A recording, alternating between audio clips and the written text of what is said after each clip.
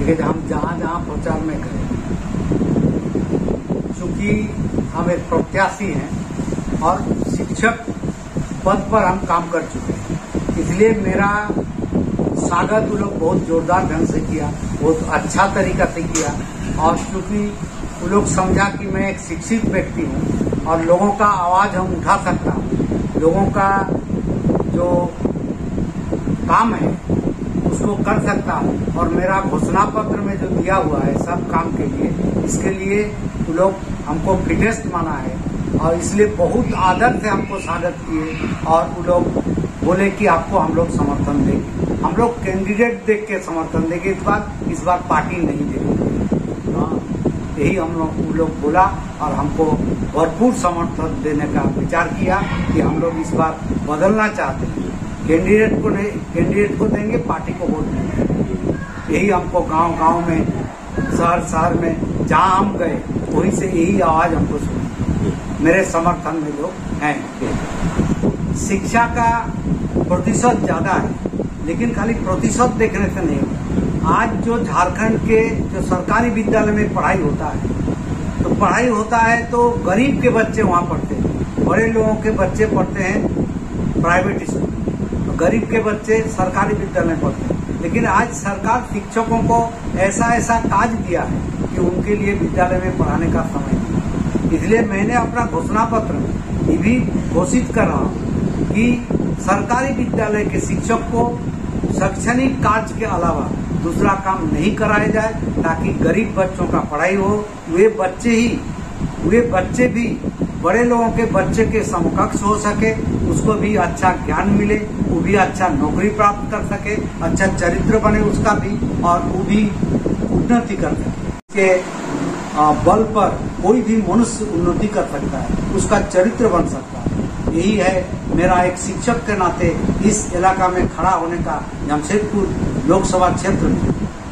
क्योंकि शिक्षक एक राष्ट्र निर्माता है, शिक्षा को तो सबसे ज्यादा ध्यान देगा और चरित्र पर ध्यान देगा। शिक्षक का दिल दुखता है समाज में, वो घूम कर विद्यालय में जो ये बच्चों को देखकर, इसलिए वो चाहता है कि समाज के लिए कुछ करे और समाज के युवाओं के लिए कुछ करे, समाज में जो बेरोजगार है उसके लिए कुछ करे। और मेरा ये घोषणा पत्र में ये भी दिया हुआ है कि हम घर घर उद्योग लगाकर बेरोजगारी को दूर करेंगे, खेत में हम सिंचाई का संपूर्ण व्यवस्था करेंगे, ताकि किसान साल भर उसमें व्यस्त रहे, लोगों को भी काम दे और अपना भी माने रोजगार हो। उनके साथ जो प्रचार में गए, तो जहां जहां उनके साथ प्रचार में गए बहुत भीड़ जमा हुई उनको देखने के लिए, और उनके द्वारा जो मेरे बारे में बोला जा रहा है उनको लोग बहुत ध्यान से सुन रहा है। ध्यान से सुन के बादल पाल जो मेरा प्रचार कर रहा है, साधु चरण पाल को हांडी छाप में वोट दीजिए, वो लोग हाथ उठाकर उसमें समर्थन कर रहा है। वो भी बोल रहा है मेरे प्रत्याशी साधु चरण पाल,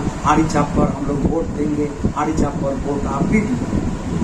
बादल पाल यही प्रचार कर रहा है और बहुत अच्छा रिस्पॉन्स लोगों से मिल रहा है। साधु जी की बताइए, जो बादल पाल को आपने लाया, एक लोक गायक को आपने मौका दिया, बहुत से लोग बड़े बड़े कलाकार को लाते हैं, आपने लोक गायक को लाया, इसके पीछे क्या आपका मतलब है? इसके पीछे मेरा मतलब है कि झारखंड में, हमारे राज्य में, इन लोक गायकों का सम्मान नहीं के बराबर है। सरकार इसको कुछ नहीं समझती है, न कुछ मुआवजा उसको मिलता है, न कुछ उसको जैसे पेंशन मिलता है वो भी नहीं मिलता है। और लोक गायक जो है आजकल अच्छा गायक गायिका बेकार पड़े हुए हैं। हम चाहते हैं उनको माने समाज में लाना और समाज उसको कद्र करे, और ये भी चाहते हैं उसका उन्नति हो और उसका माने कुछ रोजगार भी हो।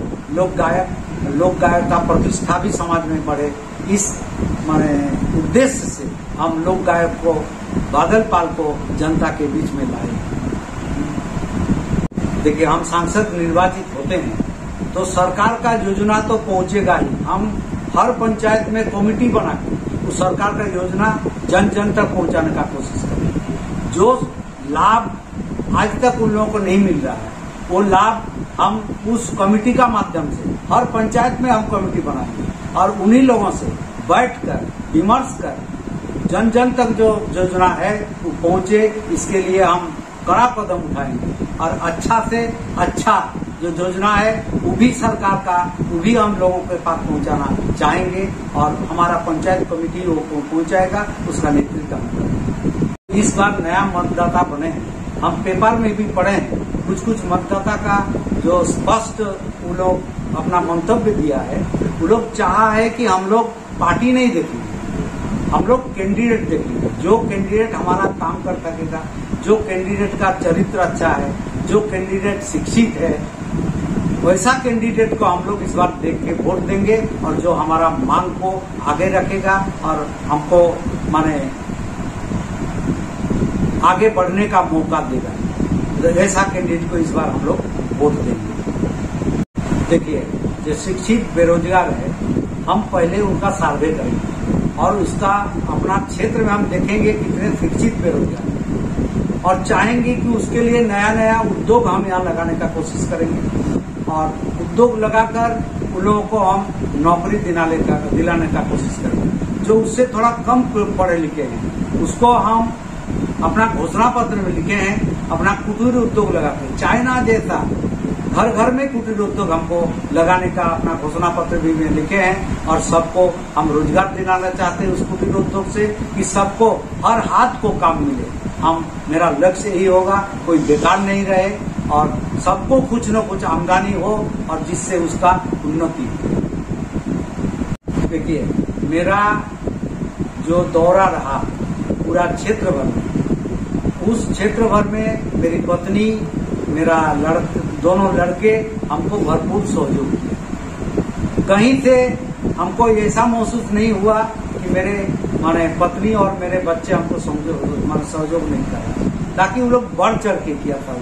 और हम इस जिले के, हमारा निर्वाचन क्षेत्र के ऐसा बहुत कम गांव है जहाँ नहीं पहुंचे, जहाँ नहीं बैठे हैं, जहाँ लोगों से हम संपर्क नहीं किए।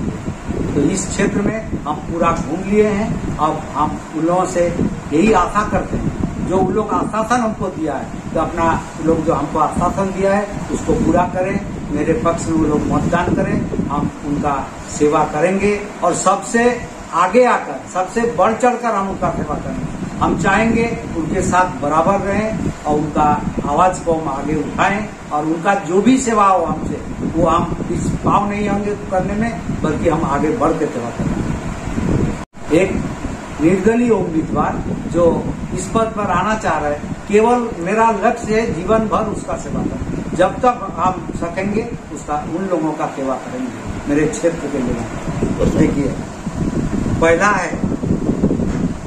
पहला तो हम बेकारी समस्या को दूर करना चाहेंगे, जैसे हम पहले भी आपको बता चुके हैं। दूसरा है महिलाओं का सशक्तिकरण, महिलाओं को कैसे रोजगार हो, इसका संपूर्ण हम व्यवस्था करेंगे।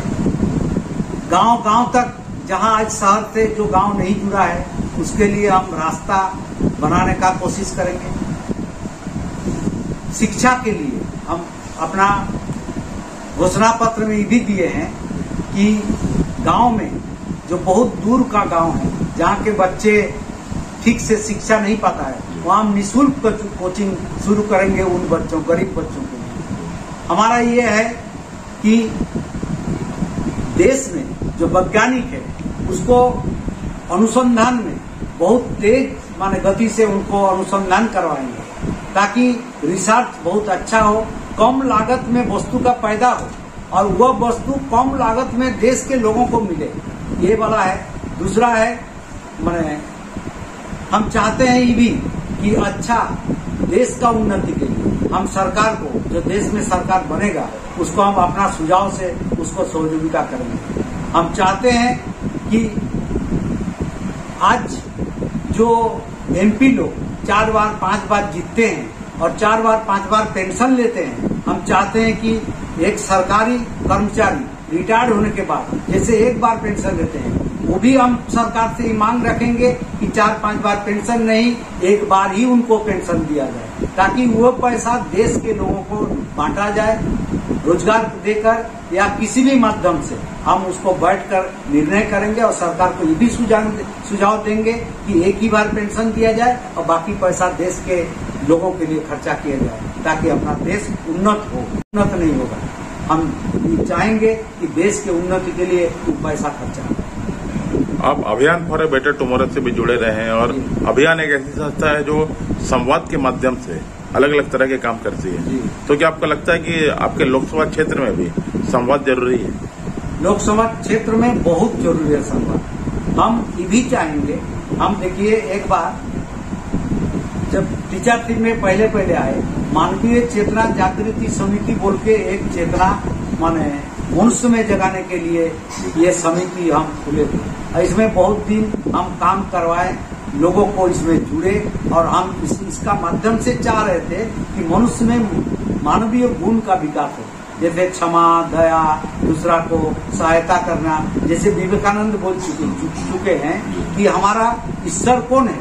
जो गरीब है, जो दुखी है, पीड़ित है, इसका सेवा ही भगवान का सेवा है। और मेरा वही रहेगा, भगवान का सेवा यानी ईश्वर का जो हम उपासना करेंगे, इन्हीं के माध्यम से करेंगे। हम अपना कर्म के माध्यम से करेंगे ईश्वर का उपासना। जो विवेकानंद जी का पथ पर चलकर हम उनका बहुत बड़ा परिवार हैं, हम उनका शिष्य भी हैं और उनको हम जीवन भर फॉलो करते हैं और उनका बात मानकर हम चलेंगे।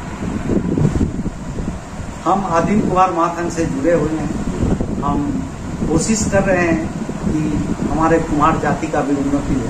केवल कुम्हार का नहीं, हम सोच रहे हैं हमारे देश के सभी लोगों का उन्नति हो, सभी जाति का विकास हो, चाहे वो भाषा हो, चाहे माने उसका रहन सहन हो, चाहे उसका संस्कृति हो। लेकिन चूंकि हम इस संगठन से जुड़े हुए हैं और हमको हंडी छाप मिला है, हम इससे बहुत खुश हैं और हमारे समाज के लोग भी बहुत खुश है कि हमारा पेशा जो है उसी का छाप मिला हुआ है। इससे हमको बहुत लाभ मिलेगा समाज से।